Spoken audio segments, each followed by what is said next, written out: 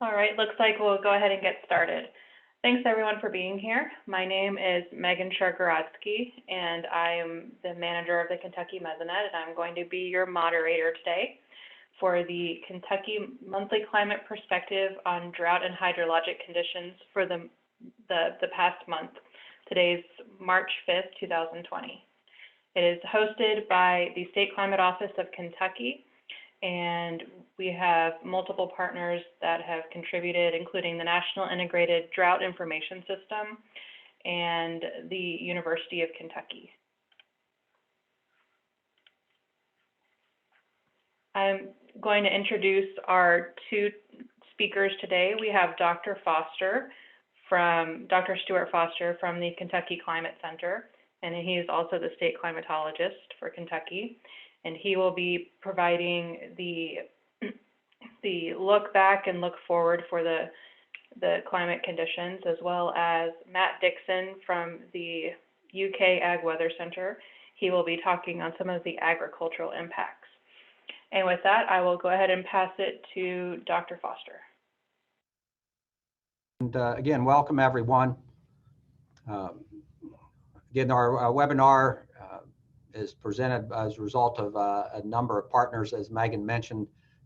You can see there the next webinar will be on April 2nd, and we'll be switching over, of course, to daylight time for that one, but we'll stay at the 2 p.m. and 1 p.m. Eastern Central respectively. And we'll have a recording of this webinar available for you to view at a later date.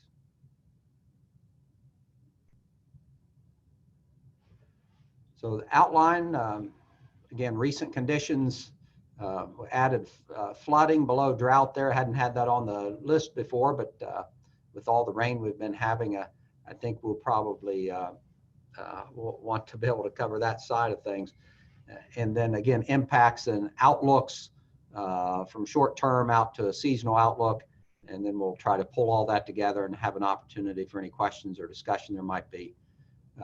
Added a couple images there on the left margin and wanted to give a shout out to the Ag Development Board in Todd County and likewise in Lincoln County. Those folks had provided county support for some upgrades to our Mesonet stations there by helping to provide matching funds for a new precipitation gauge and the addition of a camera at those sites. So we continue to increase the array of scenes that we have available in terms of capturing weather and climate and landscape conditions across the state.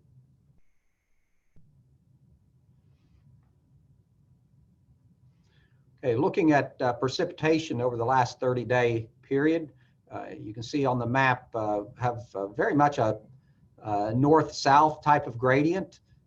Looking across the southern tier of Kentucky, especially to the east, we've got a number of locations that had 10 or more inches of precipitation. On top of that list and on top of Kentucky, our station at Black Mountain, 4,000 feet up, that had over 13 inches of precipitation. And with the orographic effects of the elevation there, that location is commonly a leader in precipitation totals for the state. As you move farther north to the Ohio River, you get some totals that were in the range of 4 to 5 inches, a few just below 4 inches of precipitation over the past 30 days. In any case, those are very healthy numbers for the month, basically for the month of February. And then extending back to 60 days, we certainly add a bit more to that. The totals on the bottom, again, now we're looking at 11, 13 inches, 14 inches in some cases, and then again, somewhat lower amounts as we get farther north to the Ohio River. And you can see if you extend into Ohio, Indiana, Illinois, a bit drier as we go north, wetter to our south as you move down into Tennessee. And the 90-day total, so basically about 3 months worth of precipitation. Again, see that north-south gradient precipitation totals across the southern tier of counties in Kentucky, and again, more with an eastern bias. You've got several locations there that exceed 20 inches. The Black Mountain site over 24 inches. As you extend westward over to Fulton County, just under 15 inches. Again, for a 3-month period, essentially you're averaging 5 to 6 to 7 inches a month over that period. Pretty healthy totals of precipitation. And then as you go north along the Ohio River, you've got totals that are closer to 10 inches, 12 inches, and so forth. And again, you've got the boundaries of some of our major watersheds, river basins there. So if you kind of focus in on the area for your part of the state, you can get an idea of precipitation within those basins that might be contributing to stream flows that we've been seeing recently. And now we take all of those numbers and put them in the context of what's normal for us here in Kentucky.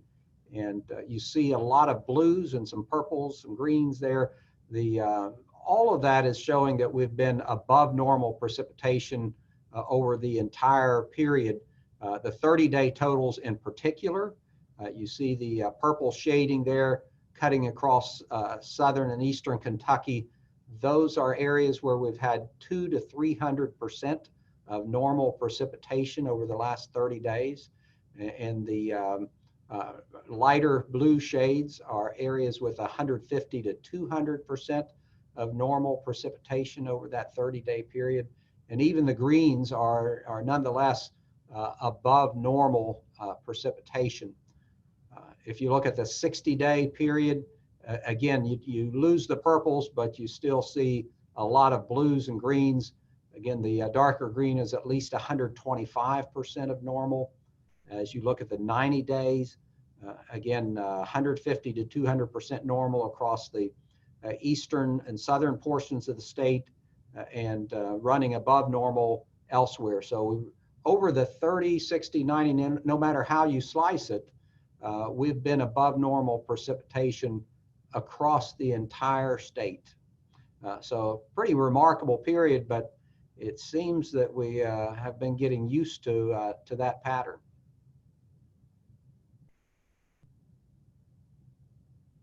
And I added this slide kind of late in the presentation. I believe you may have seen this in a previous webinar, but we pulled out from the Midwestern Regional Climate Center the 24-month standardized precipitation index. So again, if you're not familiar with this, we're looking at essentially a running 24-month total precipitation updated again on a monthly basis. And it's standardized to a 0 value, indicating essentially normal or average precipitation over a 24-month period. And so all of the values that are above the line are wet periods, and the areas that are below the line are dry periods. The key thing that stands out, continues to stand out for us here in Kentucky, is that we are in the midst of the most prolonged period of wet conditions that we see anywhere in our record going back to 1895. And the peak intensity of that, in terms of just the degree of wetness, is at an all-time record, and we continue to seemingly build on that. So this does not include data from the month of February yet. That should become available within the next day or two. And again, given that we were above normal precipitation for the month of February, that pattern is simply going to continue, and the peak may even rise a little bit more. We'll see when that data come out, when those data come out. So shifting over to temperature, on the left side, we're looking at average maximum temperatures in terms of departures from what would be average for the period February 4th to March 4th.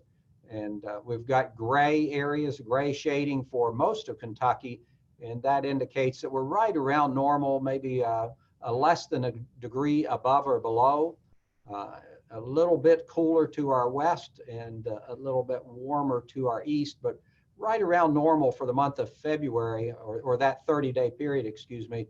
That represents a cooling down from what we were seeing for the last couple webinars, where we were running the months of December and January, both ran statewide almost 6 degrees above normal. So this last month of meteorological winter, we came back down closer where we would expect to be for this time of year. On the right side, you're looking at the average low temperatures for the 30-day period, and again, the departure from the average for that. And you can see there some orange shading, and if you look at the legend, you can see that we're running generally 2 to 3 degrees above normal in terms of overnight lows. So again, that pattern is consistent with the fact that we've had a lot of cloudy, wet weather. So tends to elevate the lows a little bit more, maybe depress the highs a little bit. But that's been our temperature pattern. So much more seasonable than what we had been seeing. Modeled soil moisture and groundwater, again, not surprising whatsoever with all the precipitation. We are looking at Kentucky in terms of calculated soil moisture percentiles, 99th percentile, 95th percentile, or extremely wet period if we look back historically. And likewise, if we're looking at a little deeper in terms of groundwater, again, near the upper end of the scale in terms of just how wet our soil conditions are and the amount of groundwater available. Soil moisture from some selected Kentucky mesonet stations. The upper left is in Henderson County, up along the Ohio River in the western half of the state. In the upper right, you are looking at Lewis County, northeastern Kentucky there, again, close to the Ohio River. That station's located down in a valley. If you look at the lower left, that's Albany and Clinton County down along the Tennessee border, about the center of the state on the southern border. And then on the right-hand side in the bottom, you're looking at Quicksand in southeastern Kentucky, Breathitt County. And patterns you can definitely see, look back and see the flash drought from late last summer into the early fall, and the rapid recovery after that period. So again, plenty of moisture out there in the environment. 7-day stream flows, generally running above normal. We've got a few locations that are much above normal in the blue shading. Nowhere across the state do we see below normal stream flows. And we'll take a look at the 28-day average here in just a second. But what you'll see is that the 7-day flows have backed off a little bit. So we're seeing some receding stream flows over the last few days compared to the next slide that we'll look at for 28-day average. So with this one, again, you see a lot more of the blue shading, locations that are running much above average across the state. And of course, we go back to the early part of February where we had very heavy rains and some significant flooding in southeastern Kentucky that we'll mention here in a moment. Current flooding conditions then across the state. There's some minor flooding there on the Green River, and then along the lower reaches of the Ohio, Tennessee River coming in there, Paducah and such. So otherwise, again, we've got some above average stream flows, but we're managing things pretty well at present.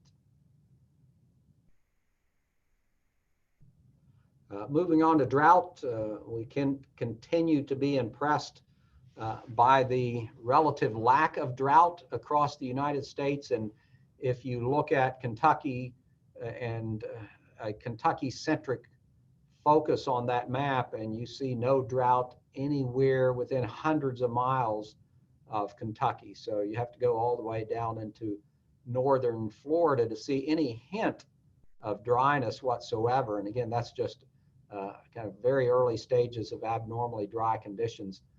The only drought really of note is in the southern portion of Texas. And again, we just don't see that pattern very often, but having said that, we've been basically saying the same thing now for a few months. And the change in drought status over the last 4 weeks, you can see some improvement. So it's not only is there not a lot of drought, but its conditions have generally been getting better in parts of the country. A little bit of intensification, again, down the southern part of Texas, and folks out in California, southern part of Oregon, certainly with the drought conditions that they've dealt with in over the past decade, not the last couple of years, but some sensitivity to the notion that drought conditions are developing, setting in some rather quickly in terms of a 2 to 3 class degradation there in some places. Now we'll move on to storm reports, impacts for the last 30 days. So here we've got a map that's pretty busy. Been a lot going on here in Kentucky. We go back, highlight a few things there, February 4th, and then again on the 6th, some heavy rain events. The storms in southeastern Kentucky resulted in some pretty significant flooding that closed roads, impacted transportation, some damage to houses and buildings and other property there as a result of that flooding. And then we had a couple snow events during the month. And most recently here, just earlier this week, while much of the news was out of Tennessee with the destruction and loss of life there, we also had some severe weather here in Kentucky, including hail reports, pretty heavy accumulations. I was talking with the extension agent in Ballard County today, who's talking about the amount of hail that accumulated in parts of the county there, in particular around La Center and maybe a little bit north. And we had quite a bit here in parts of Bowling Green, the northern part of the county here too. So if you look at the map, you can see a kind of an east-west pattern there where there was hail recorded at many locations going across the state. We had 2 or 3 tornadoes reported, including an EF2 tornado here in Warren County that did some damage in a rural residential area of the county. And Megan, I'll send it back to you, and we'll let Matt fill us in a little bit on the ag side. All right, thank you. And like you said, we're going to pass it on to Matt Dixon from the UK Ag Weather Center to give us some information on the agricultural impacts. All right. Thanks, guys. Spring is on the way, and we're definitely progressing toward growing season 2020. Some fruit trees are starting to progress in their developmental stages, and pastures are beginning to green up. This is much to the delight of producers across the state with the drought in September and wet winter we just saw, really cutting into hay inventories. So over on the left, the latest monthly crop report shows the current hay supply running roughly 50% short to very short. The sooner that cattle can start grazing again, the better. Even with the wet winter, livestock condition remains favorable, with the majority in that fair, good, excellent category down there in the lower left-hand corner, 54% in the good category. So good to see. With that said, we've now had 3 straight very wet winters in Kentucky. It's taken a toll on pastures across the area. Looking back in February of 2018, just to give you some stats, state average 8.99 inches. That's good for the 3rd wettest February of all time. Data going back 125 years now.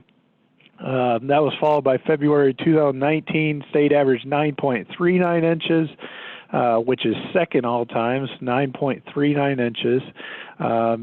it definitely wasn't as wet this year, but we still had quite a bit of rainfall. Our preliminary data shows we averaged 6.38 inches in 2020, and normal precip in February is 3.67. So we're closing in on double that precip normal for a third straight year. So bottom line, it has been 3 straight extremely wet Februaries, and that's had quite a few impacts in the agricultural sector. As we head into March, producers, they'll start to assess the impact from the wet winter by looking at pasture damage and determine the need for any type of renovation. This might range from light damage, when a producer may implement some rotational grazing tactics and allow the pasture to rest and recover a little farther into spring. Might be some moderate damage, may utilize selective overseeding with a no-till drill and fill in the areas that were damaged, and might even have some severe damage in many cases. And in this case, you might just have to completely start over. These may have been those lots where you fed most of your hay throughout the winter, but these pastures will have to be smoothed out and completely reseeded. So this is all in addition to applying fertilizer throughout the month. So yeah, quite a bit of winter damage from these 3 past winters, and renovation is definitely going to be high on the priority list moving forward. So with that, let's move on to the next slide. So as I previously said, floral development is starting to pick up on the fruit side. Let's see, Dr. John Strang, a hort specialist with the UK, talked about this topic in his latest edition of Kentucky Fruit Facts. Buds are really starting to swell out in western Kentucky and progressing toward bloom. We're not quite to that point up here in Lexington. Over in Princeton, Kentucky, he mentioned that a cherry variety named Cornelian, I might be pronouncing that wrong, is already in bloom. As we move forward through March, producers in this area will make some preventative spray applications for pests and diseases, along with doing some pruning. Looking at the next line, Stuart is going to talk about this, and I don't want to steal his thunder, but outlooks do hint at a warm month ahead. This will likely, if we want to go back to the previous slide, sorry. This will likely speed along floral development, warm March. I have a line graph over on the right that I made for the Fruit Facts newsletter where we look at growing degree day accumulations over the past several years. Growing degree days are essentially used to relate temperature to vegetative growth and development. Jumps in these lines would mean a very warm period, while flat lines would be a relatively cool period with no heat unit accumulations. This is something to watch in the spring from a horticultural perspective, because trees bud out and bloom more rapidly when growing degree days rapidly accumulate. So looking at the graph, 2020 is the green line. We are running almost parallel to 2019, the black line, and well behind the warm winters of 2017 and 2018. 2017 in specific was a very warm winter. Many may remember that February when there was rapid green up with the warm weather in place. This graph shows where we are at right now. We could make a big jump at some point in time. I have 2007 on the graph because that was the year of the devastating Easter freeze when we got very warm on the second half of March. So something to watch in the case of floral development. So lastly, I'll move to alfalfa. These producers will likely be on the lookout for alfalfa weevil as we move forward, an early season pest of this particular crop. While we're looking at growing degree days in relation to floral development over to the right, we can look at insect degree days to estimate when to spray different chemicals for these pests. Producers will start scouting for this larva when degree day totals hit 190 insect degree days. 190 is usually hit sometime in March or April. Below the map of Kentucky with insect degree day accumulations for this pest as of March 4th, yesterday, for each county across the state. We're not close to 190 degree days right now, but there are some counties down there in western Kentucky, southern Kentucky. I see one at 148, so we are approaching it, but once again, something to watch as we move through March. So that's what I got. Hoping winter is in our rear view mirror. I hope we get some more dry weather. So I'm going to send it back to Stu now.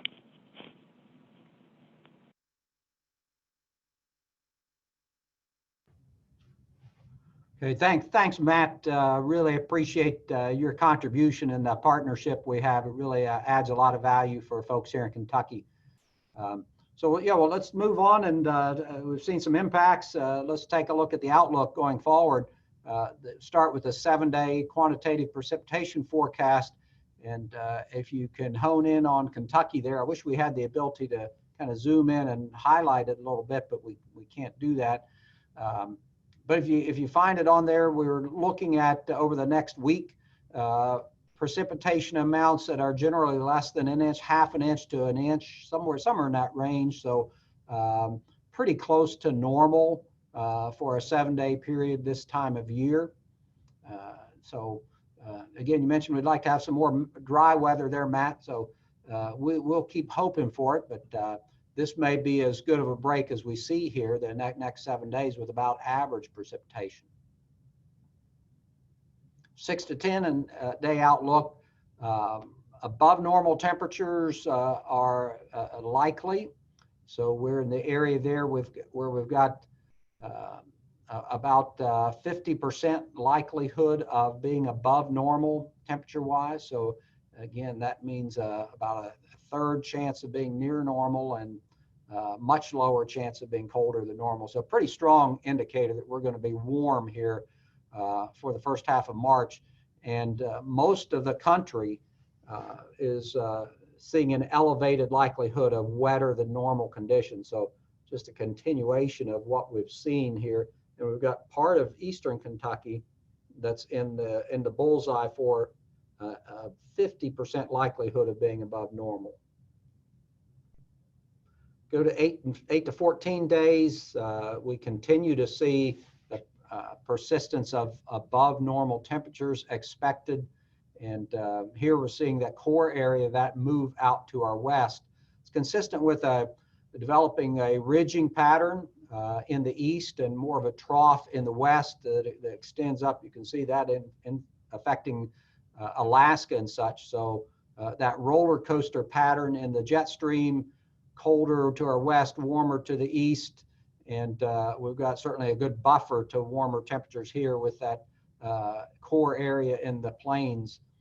And then on the right side, again, elevated likelihood, slightly elevated of wetter than normal conditions, includes all of Kentucky there. But start to see a likelihood of some dryness, maybe drying out to our south. So that's how we look for the next couple weeks. And then the next slide, we'll take a look at the month as a whole. For the month of March, again, we stay in the bullseye for both the greatest likelihood of above normal temperatures, along with the highest likelihood of above normal precipitation. And March and May tend to be our wettest months of the year. So a bullseye on above normal precip for this time of year doesn't sound too promising. But with warmer conditions, we would expect that precipitation to most likely be in water form.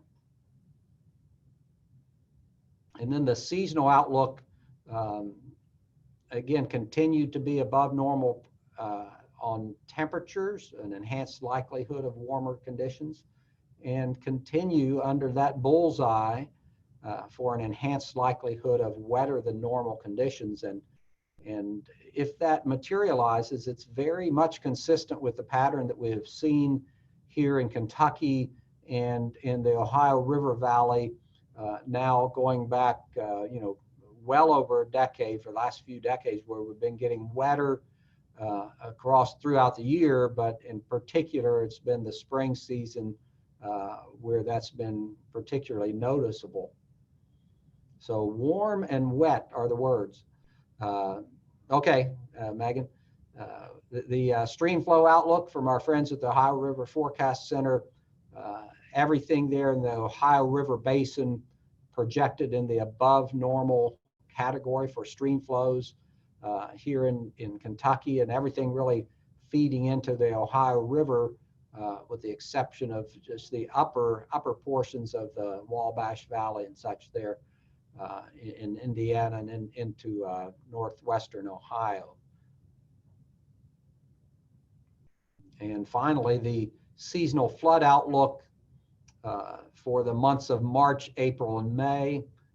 We've got a little bit of orange on there in Kentucky, so those are areas where there's greater than a 50% chance of minor long-range flooding. Otherwise, we don't have any areas where we're anticipating anything more than minor long-range flooding. So we'll hope that that bears out. But again, we got to keep in mind that the environment is particularly wet out there, and we're anticipating an enhanced likelihood of wetter than normal conditions. So summarizing all of this, again, precipitation has remained persistently above normal, whether you look at the 30, 60, or 90-day totals anywhere in the state. Short-term to long-term outlooks, all the same. Enhanced likelihood of warmer and wetter conditions compared to normals. Stream flows have been receding, but they're expected to remain above normal. And again, with the anticipation of warmer or wetter conditions than normal, we certainly have an associated risk of flooding. Matt talked a little bit about how wet the month of February has been and about our winters recently.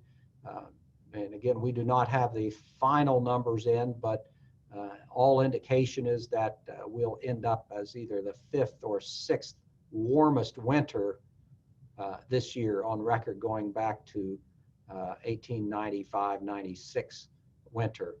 And one last statistic that I'll toss out here, did not make a graphic of it per se or a bullet point, but if you were to rank the warmest winters, okay, going back for the last 125 years, and you were to pull out the last 25 years, so in other words, take the most recent 20% of that record, 70% of our of the top 10 warmest winters, or no, excuse me, if you go back over that 25-year period, yeah, we've had 70% of our top 10 warmest winters. 7 out of 10 of the top warmest have occurred within that period. So again, very, very strong indication that our weather patterns here in the state are indeed changing. So with that, I will send it back to Megan, and we'll have an opportunity for any feedback or comments, discussion.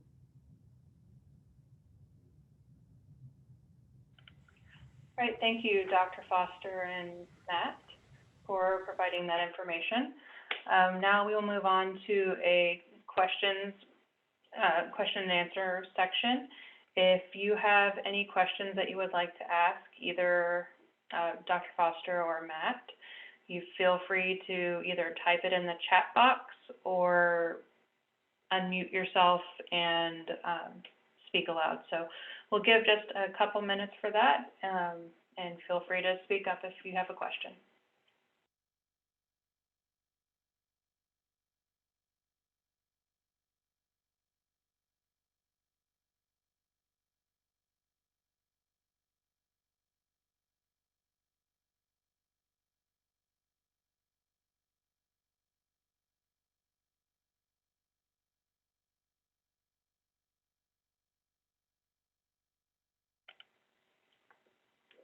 All right, it seems like there are no questions out there. So thank you so much for coming today. Our next regularly scheduled webinar will be on Thursday, April 2nd. and as Dr. Foster mentioned, we will be in daylight time at that point. So 1 p.m. Central, 2 p.m. Eastern. In the meantime, if you have any questions or want to contact for any reason, the email address and phone number for Dr. Foster are listed here. And thank you so much, and we look forward to your participation next month. Thank you.